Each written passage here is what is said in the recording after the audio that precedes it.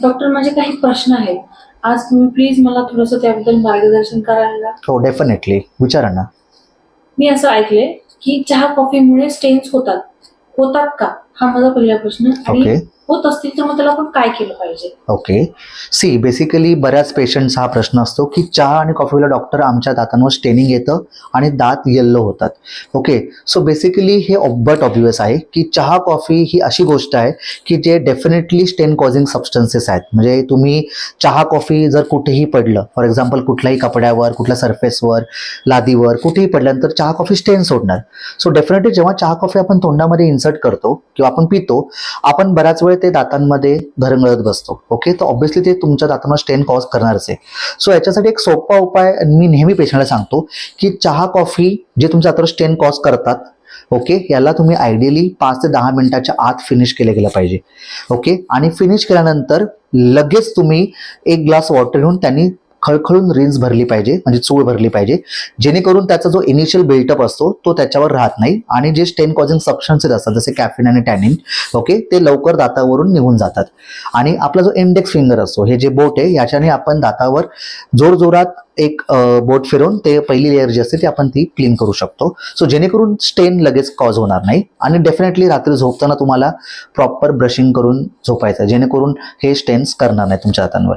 Okay. So basically हा एक गोष्ट तुम्हाला लक्षात ठेवायची आहे की टी आणि कॉफी, म्हणजे चहा आणि कॉफी स्टेन करणारच तुमच्या दातांना. सो तुम्हाला ते लवकरात लवकर संपवायचंय. ओके. कारण हा गैरसमज आहे की चहा कॉफी पेशंट पीत बसतात आणि लगेच पाणी प्यायचं नसतं, प्रॉब्लेम होऊ शकतात. ओके. सो हे चुकीचा गैरसमज आहे. तुम्हाला लवकर लवकर चहा कॉफी फिनिश करायची आहे.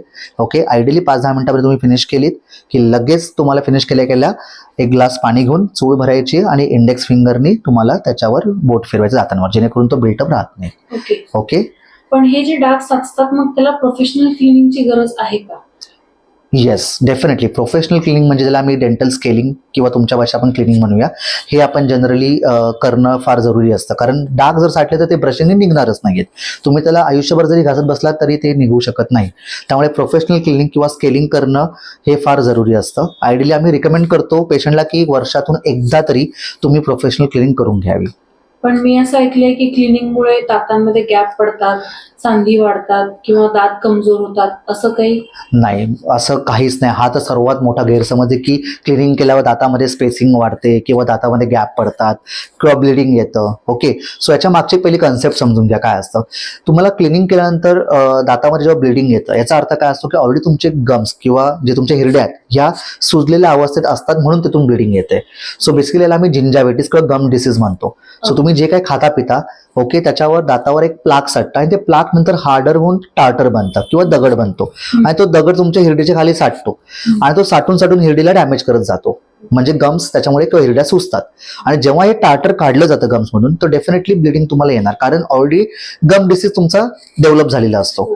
ओके. आणि जेव्हा तो टार्टर काढला जातो तर ऑब्व्हियसली त्या टार्टरने दातांमध्ये स्पेसिंग किंवा गॅप क्रिएट केलेला असतो ऑलरेडी, पण तो तिथे साठून राहिला असतो म्हणून तुम्हाला तो दिसत नसतो. सो जेव्हा आपण त्याला रिमूव्ह करतो सो ऑब्व्हियसली तुम्हाला तिथे स्पेस फील होणार, कारण तो स्पेस तुमच्या टार्टरनी डेव्हलप केलेला आहे. ओके. पण तो तुम्ही वर्षानुवर्ष किंवा महिन्याने महिने तसेच ठेवलेला असतो म्हणून तुम्हाला तो दिसत नसतो किंवा जाणवत नसतो. पण काढल्यानंतर डेफिनेटली तुम्हाला तो जाणवणार, पण तो तुम्हाला मेंटेन ठेवायचा आहे बाय प्रॉपर ब्रशिंग आणि त्याला व्यवस्थित मेंटेन ठेवावं लागतं प्रॉपर क्लिनिंग हॅबिट्सने.